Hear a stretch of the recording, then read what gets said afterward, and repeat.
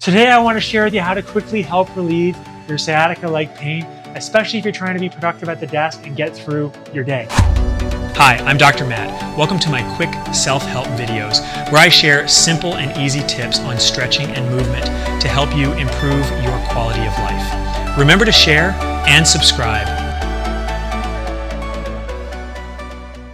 So I want to show you today how you can do something for yourself at the desk if you find yourself with sciatica-like pain. And I want to teach you how to potentially give yourself some relief.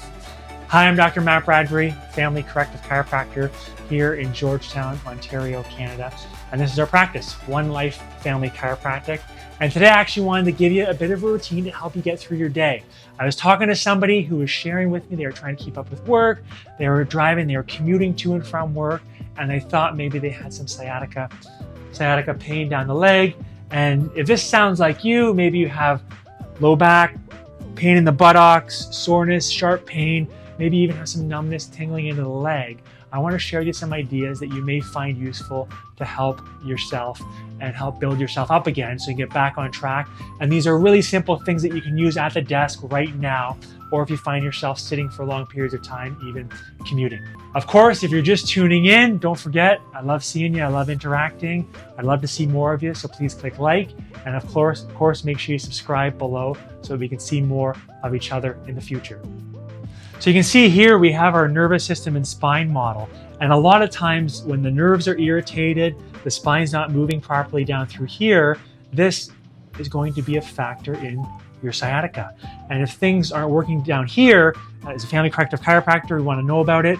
But of course, we want to know about the other end because all the information from your brain sends messages through your nervous system, your brain's extension called your spinal cord, to your muscles, your organ that helps with the healing part. So we want to know, yes, what's going on down here, but also what's going on at the other segments, and are any of those nerves irritated as well? And keep in mind, what can you now do if you find yourself out and about, commuting to work, driving to work, or you have to sit for long periods of time? So I'm going to teach you my quick relief strategy that many people have found useful in the past, and some things that you can do right now for yourself. So one thing I find works really well, and before we get started I want to mention, is actually making a point, if you're working at your desk, is actually get a calendar and stick it up on your desk. And now what I want you to do is actually create a little visual for yourself so that every time you do these exercises or go for a little walk, you check it off and you can see that visual reminder for where you're headed, and you're doing your inputs to help with the healing and help with the progression of getting back on track. So grab a calendar, Google a calendar, print it out, stick it on your desk right now. And of course, if you're watching this, make sure you stand up, grab your phone, bring it up just like this while you're standing up, and get yourself out of that seated, flexed position. So, of course, you probably guessed it, the number one thing that I recommend that you start doing is start simply by setting yourself a goal of walking just for 5 minutes. If you notice yourself really stiff and sore when you get up in the morning, and maybe that's when you're at your peak, make a point of starting to get dressed and ready for work, putting on your runners and going for a 5-minute walk, whether that's on a treadmill or going out around the block a couple times just to get things moving and loosened up. Now there's 2 positions that I want to teach you today, and the first is actually called the Cobra position. So any of your downtime, even if you find yourself taking calls and you're working from home, my suggestion would be either be standing up, moving around, or try this position, which is called the Cobra. And what you can do is just hang out here, especially when you sit down at night to relax, spend your time in this position and see if it's relieving. Some of the add-ons to this, or some of the more advanced versions, are literally just walking up and coming back down. Now with this one, you may find, if it is beneficial and relieving, what I would suggest is actually doing 5 to 8 reps of you climbing up like this and then back down. And now one of the key things to note as well is that you may find even more relief by shifting your legs off to one side and being at an angle. And once you find that position, I want you to lean into that position, use it potentially during the day, your office space, use it as well in the evening, and then you can even add some reps if that's beneficial. The second position I want you to think about is called the cat-camel, and I want you to get some global motion in your spine and get used to things moving again.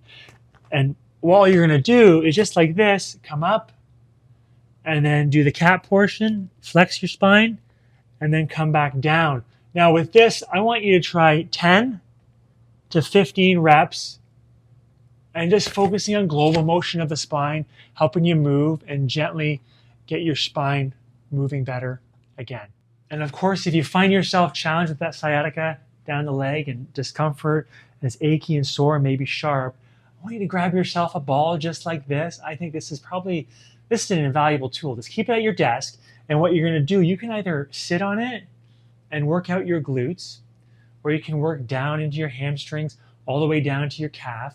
But what you're going to do is you can keep it at the desk, and anytime you start thinking about it, you can go for your water cooler walk, come back, and then actually make a point of sitting on it in the thicker portion of your glute. And I'll show you how I mean, just like this.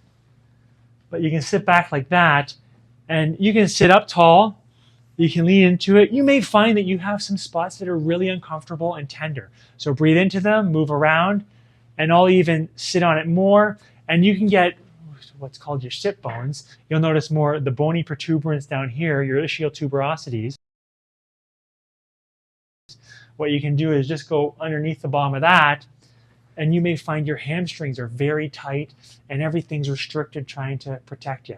So what I would do is I'll sit on it, breathe into it. You can even do some gentle flexion where I'll just do this. And this is me going back and forth.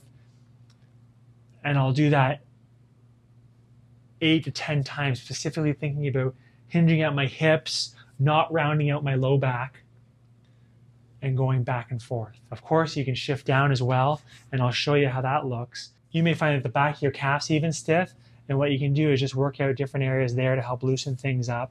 And you're thinking about all the posterior chain. If things are getting stiff, it's time to breathe into them, work on them. You may spend 1 minute to 2 minutes just hanging out there, breathe in, flex and extend your toes, and then you can work your way up and down and work on those posterior muscles to help loosen you up. So keep this at the desk, even if it's just as simple as doing some trigger points in your glutes to help you move better. And I mean, you may even want to stick it behind you right over the top of your glute into the back of your chair, and may find that really relieving to use throughout the day. So up next, what I'm going to do is called nerve flossing. And what you can actually do is you want to tension one end and then relax the other end in the beginning. So what I'll do is I'll just lean back a little bit. This is taking tension off the top end of the nervous system. And what I'm going to do is just bring my toes up to my nose. And I'm just going to gently work my toes up.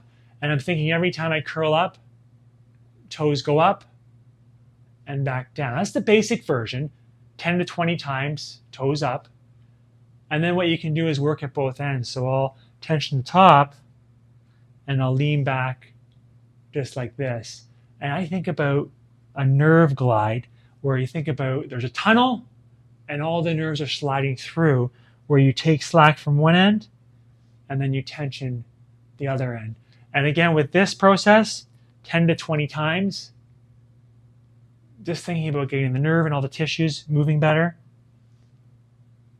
And then if you want to do what's called a tensioner, which I would not start with this one, this would be later on after you've progressed and things have gotten easier with doing 10 to 20 reps of the flossing and the gliding, is just do one of these, where you'll notice I have tension at that end, and now I have my head slouched as well. And again, with the tensioner, you can hold that one, or you can do it for reps, 8 to 10 reps. So you can see you have some really basic ideas on how you can get more out of your body, help with the healing process. Most important thing is that you get up, get moving. One of the biggest things is we get sore, and oftentimes we get apprehensive about moving. And then the lack of movement doesn't do anything for the healing process. So what I want you to do is actually get up, get moving in this case. And in this case, for healing better, I want you to focus on moving, whether that's 5 minutes and you're thinking basically groceries in, garbage out, to help with blood flow, circulation, and get the joints moving to stay healthy and go through a full range of motion to help you maintain that range of motion and even improve it so you're less likely to get injured in in the future. So as a recap, focus on walking, standing, the Cobra, the cat camel, get yourself a soft tissue ball, and you can do the nerve glides and the nerve flossing as well, which may be really beneficial too. As we sign off, thanks so much for tuning in. I hope you enjoyed today. And as I've shared with you in the past, I got a big mission in terms of helping people understand their health beyond these four walls. And I'm sure like you, when you were looking for information and you found it really useful, you didn't know where to turn. So please take a moment. I cannot do it alone. So please take a moment and simply grab the URL for this video and share it to your feed, or grab the URL. And if you know someone is challenged at moving that well, grab the URL and send it to them so that they can get the help as well. I really appreciate you. Thanks so much for tuning in, and have yourself a wonderful day. Bye for now.